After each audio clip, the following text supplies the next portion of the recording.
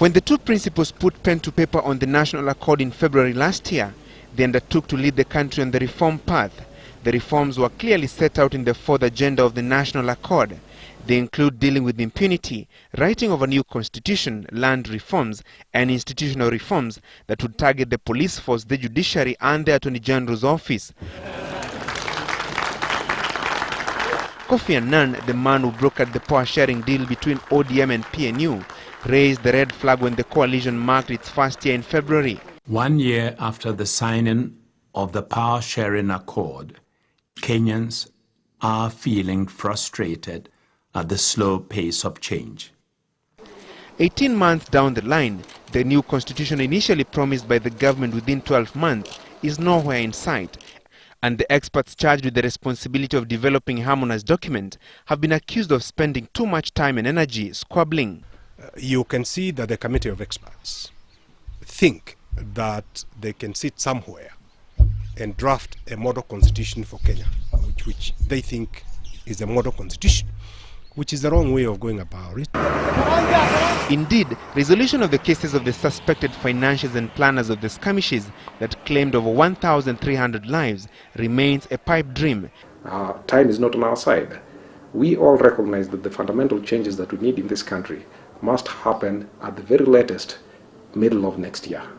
If it goes beyond middle of next year, then the agenda changes from that of reforms to that of electioneering. Land reforms remain on paper for now. Though the government has approved a national land policy, it is still awaiting Parliament's approval when the House reconvenes. Land is one of the emotive issues and largely catalyzed the post-election violence.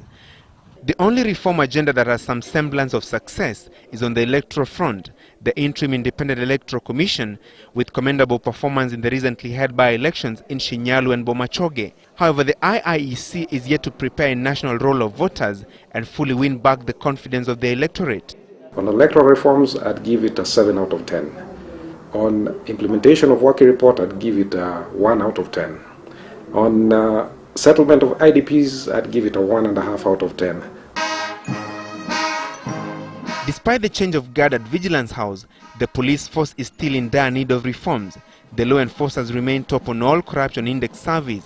Brutality and insensitivity are other issues that continue to give the force a bad name.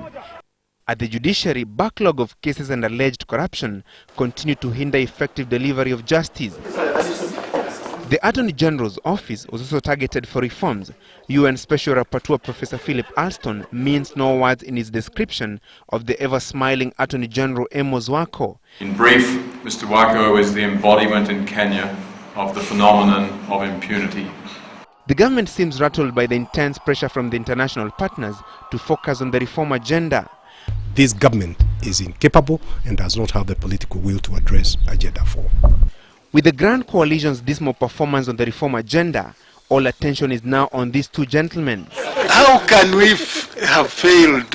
Where? Especially on their ability to whip their troops to focus on the implementation of Agenda 4 reforms. Francis Gashuri for Sunday Live.